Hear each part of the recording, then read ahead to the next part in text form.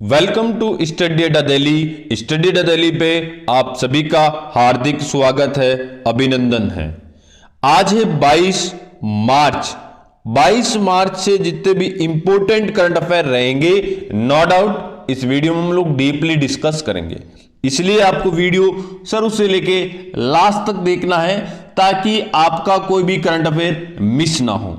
Video हम लोग state और सेंटर दोनों का most important current affair discuss करने वाले हैं। इसलिए आपको इस चैनल को सब्सक्राइब भी करना है ताकि हम लोग आपको प्रॉपर कंटेंट उपलब्ध करवा पाए। चलो दोस्तों स्टार्ट करते हैं। आज का पहला क्वेश्चन हमारा ये है, हाल ही में आईसीआईसी प्रूडेंशियल लाइफ के एमडी और सीईओ के रूप में किसे नियुक्त किया गया है? अब दोस्तों इसके एमडी एंड सीईओ नियुक्त किए गए हैं। दोस्तों कौन है ये? दोस्तों अनूप बागेची। अनूप बागेची को इसका एमडी एंड सीईओ नियुक्त किया गया है। ये दोस्तों अनूप बागेची और इनको दोस्तों आईसीआईसी के एमडी एंड सीईओ नियुक्त किया गया है। इसके बारे में डिटेल में देखिए।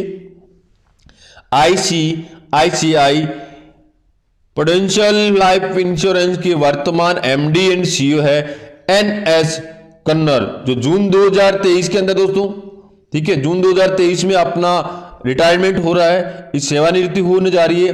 उनके उत्तराधिकारी के रूप में आईसीआईसी बैंक के कार्यकारी निदेशक हैं अनूप बागेची। ये 19 जून 2023 से 5 वर्ष की अवधि के लिए महानिदेशक और सीईओ के रूप में काम करेंगे, जो बीमा नियामक से मंजूरी प्राप्त करने के बाद ये इनको आधिकारिक बयान दिया है।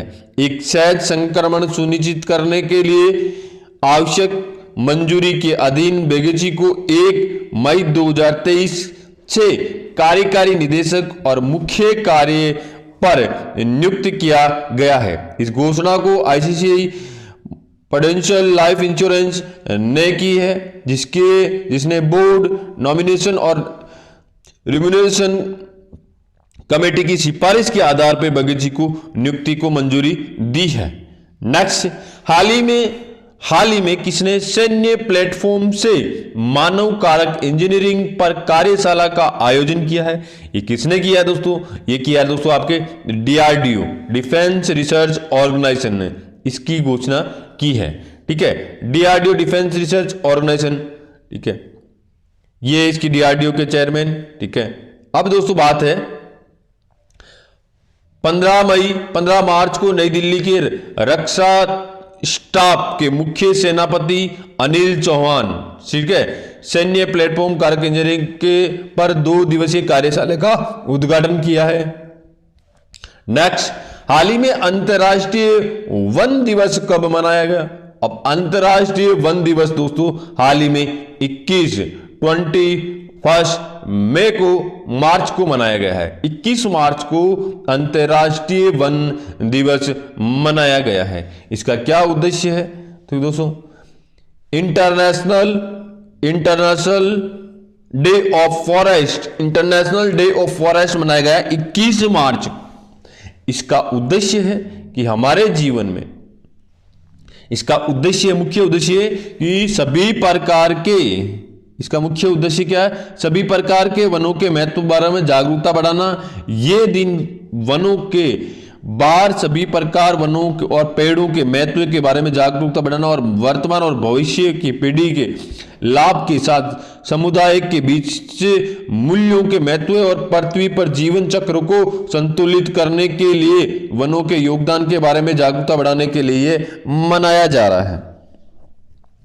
ठीक है, ये दोस्तों पर्यावरण का, वनों का हमारे जीवन में क्या इंपॉर्टेंस है और हमें इसकी सुरक्षा कैसे करनी है और हमारे वर्तमान और फ्यूचर में इसका क्या उपयोग है, इसके बारे में जागरूकता बढ़ाने के लिए हर साल 21 मार्च को अंतर्राष्ट्रीय वन दिवस मनाया जाता है। नेक्स्ट, हाल ही में भारत और किस देश ने नई दिल्ली में प्रदर्शनी जयपुरी बाव का उद्घाटन किया है? अब दोस्तों भारत और श्रीलंका ने इसका उद्घाटन किया है। ठीक है, option number A it will be right answer. ये दोस्तों भारत के विदेश मंत्री एस जयशंकर और श्रीलंका के दोस्तों, इन्होंने दोस्तों इस प्रदर्शनी का उद्घाटन किया है नई दिल्ली के अंदर। इसके बारे में डिटेल बता देता हूं आपको, ठीक है। भारत के विदेश मंत्री एस जयशंकर ने National Gallery of Modern Art जयप्री बावा कि उस जगह मौजूद होना आवश्यक है नामक प्रदर्शनी का उद्घाटन किया। ये प्रदर्शनी भारत की national Gallery of Modern art नई दिल्ली श्रीलंका के उच्चायुक्त दिल्ली में जयफ्री बाव ट्रस्ट के बीच में संयुक्त सहयोग के रूप में किया गया है। यह प्रदर्शनी श्रीलंका के प्रसिद्ध वास्तुकार दिवंगत जयप्री बाव की वास्तुकला के कार्यक्रम में, ये दोस्तों जयप्री बावा ये श्रीलंका के एक कोई वास्तुकार थे, इनकी याद में ये प्रदर्शन कार्य प्रस्तुत किया गया नई दिल्ली के अंदर। नेक्स्ट, हाल ही में वर्ल्ड हैप्पीनेस रिपोर्ट 2023 में भारत का कौन सा स्थान है? अब दोस्तों वर्ल्ड हैप्पीनेस रिपोर्ट में टोटल 146 देशों ने पार्टिसिपेट किया। इसमें भारत की रैंकिंग है दोस्तों 125वीं, मतलब भारत की रैंकिंग बेहतर नहीं है, इसमें सुधार करने की बहुत आवश्यकता है। बहुत खराब स्थिति है भारत की इस हैप्पीनेस रिपोर्ट के अंदर। कौन सी स्थिति अभी प्रेजेंट टाइम में भारत की दोस्तों? इसकी भारत की स्थिति है दोस्तों 125वां स्थान है, ठीक है। कितने में से दोस्तों? 146 में से 125वां स्थान भारत का है। इसके बारे में और डिटेल में बता देता हूं आपको। सबसे टॉप पे कौन दोस्तों? फिनलैंड। ये फिनलैंड की नगरी है, सबसे टॉप पे फिनलैंड, और दोस्तों भारत है 125वें स्थान पे। वर्ल्ड हैप्पीनेस रिपोर्ट 2023 ने जारी की गई है। वर्ल्ड हैप्पीनेस सूचकांक के अनुसार फिनलैंड दुनिया का सबसे खुश देश है, जिसे छठे साल लगातार उपाधि। दोस्तों लास्ट 6 सालों से फिनलैंड टॉप पे रहा है अपने देश। इसमें देखो क्या किया गया है, टॉप 10 शहरों की सूची में कौन कौन से हमें दिखा देता है आपको। अब दोस्तों टोटल 146 देश है, उसमें भारत का स्थान 125वां है। 2022 की रैंकिंग से 9 स्थानों की सुधार हुई है, ठीक है। 2022 में भारत की स्थिति कितनी थी? 134वां स्थान पे था भारत, ठीक है। हालांकि दोस्तों भारत की रैंकिंग रूस, यूक्रेन जैसे देशों में भी कम है। इसके अलावा नेपाल, चीन, बांग्लादेश, श्रीलंका जैसे भारत के पड़ोसी देश भी रैंकिंग में भारत से ऊंची पे है। तो ये दोस्तों कोई अच्छी बात नहीं है कि भारत की इतनी रैंकिंग खराब है, ठीक है। नेक्स्ट, हाल ही में किस भारतीय उद्योगपति को विशेष सेवा के लिए ऑर्डर ऑफ ऑस्ट्रेलिया में नियुक्त किया गया है? ऑर्डर ऑफ ऑस्ट्रेलिया में दोस्तों रतन टाटा को नियुक्त किया गया है। Option number B, it will be right answer.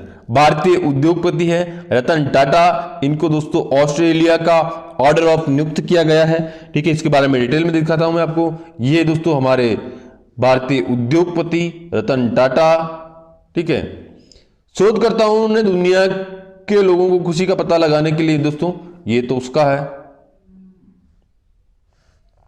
दोस्तों ऑस्ट्रेलिया के गवर्नर जनरल ने घोषणा की है कि भारत के शीर्ष उद्योगपति रतन टाटा को ऑस्ट्रेलिया और भारत संबंधों में विशेष रूप से व्यापार, निवेश और परोपकार के लिए विशेष सेवा के लिए ऑर्डर ऑफ ऑस्ट्रेलिया में नियुक्त किया गया है। 2022 तक टाटा सन्स के चेयरमैन एमरिटस और टाटा समूह के पूर्व अध्यक्ष रतन टाटा की कुल संपत्ति 3800 करोड़ रुपए है। गवर्नर जनरल के कार्यकाल द्वारा जारी बयान में कहा गया है कि भारत ऑस्ट्रेलिया के संबंध के लिए उतना समर्थन भी मान्यता में है। वे ये ऑर्डर ऑफ ऑस्ट्रेलिया के जनरल डिवीजन में मानद अधिकारी के रूप में नियुक्ति के साथ औपचारिक राष्ट्रीय मान्यता योग्यता भी इनको दी गई है।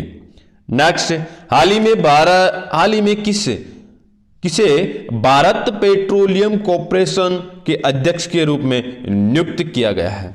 अब दोस्तों जी कृष्ण कुमार को इसका अध्यक्ष नियुक्त किया गया है। जी कृष्ण कुमार ने, ये दोस्तों जी कृष्ण कुमार, इनको दोस्तों भारत पेट्रोलियम कॉर्पोरेशन का अध्यक्ष नियुक्त किया गया है। आगे देखते हैं दोस्तों, भारतीय पेट्रोलियम कॉर्पोरेशन लिमिटेड एक महारत्न और फॉर्चून ग्लोबल 500 कंपनियों में से 5 कंपनियों ने घोषणा की है कि जी कृष्ण कुमार कंपनी के चेयरमैन और मैनेजिंग डायरेक्टर के रूप में कार्यभार संभालेंगे। जी कृष्ण कुमार एक इलेक्ट्रॉनिक्स इंजीनियर है जो national institute of technology Tiruchirappalli से और वित्तीय प्रबंधन पोस्ट ग्रेजुएट हैं, जो Jamnalal Bajaj institute of the management studies Mumbai से हैं। उनकी उन्नति से पहले कंपनी में कार्यकारी निदेशक थे। उन्होंने अरुण कुमार सिंह को रिप्लेस कर दिया है। ठीक है, ये इसके बारे में डिटेल है। नेक्स्ट, हाल ही में कहां पर पशु चिकित्सा और आयुर्वेद पर अंतर्राष्ट्रीय आयुर्वेद सम्मेलन हुआ है? कहां पे हुआ दोस्तों? ये हरिद्वार के अंदर हुआ है। ठीक है, पशु चिकित्सक और आयुर्वेद पर अंतर्राष्ट्रीय आयुर्वेद सम्मेलन का हरिद्वार में हुआ है। हरिद्वार उत्तराखंड का शहर जिला है दोस्तों। ये दोस्तों संजीव बालियान, इन्होंने इस कार्यक्रम में पार्टिसिपेट किया, केंद्रीय मंत्री है संजीव बालियान। ठीक है, हरिद्वार के आयुर्वेद विश्वविद्यालय के ऋषिकुल कैंपस में दोस्तों पशु चिकित्सा और आयुर्वेद विषय पर अंतर्राष्ट्रीय आयुर्वेद सम्मेलन का आयोजन किया गया। 17 मार्च से शुरुआत हुई। इस कार्यक्रम का उद्घाटन एनिमल हस्बेंड्री डेयरिंग और फिशरीज ने केंद्रीय राज्य मंत्री है संजीव बालियान, इन्होंने इसका उद्घाटन किया है।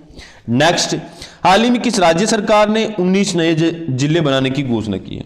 अब दोस्तों हाल ही में राजस्थान राज्य सरकार ने 3 नए संभाग और 19 जिले बनाने की घोषणा की।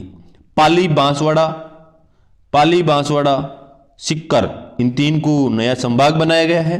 बाकी 19 जिले बनाए गए हैं। Option number see it will be right answer.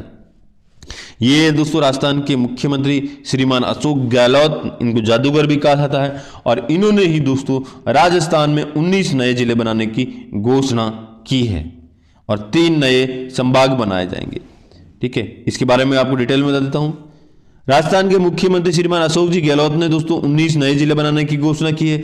इसके साथ ही 3 संभाग बनाए जाएंगे। कौन कौन से? बांसवाड़ा, पाली, सिक्कर, ये संभाग बनाए जाएंगे। ठीक है, और दोस्तों मुख्यमंत्री अशोक गहलोत ने विधानसभा में बजट बहस के जवाब देते हुए मुख्यमंत्री गहलोत ने कहा कि 19 नए जिले और 3 नए संभागों की घोषणा ही है।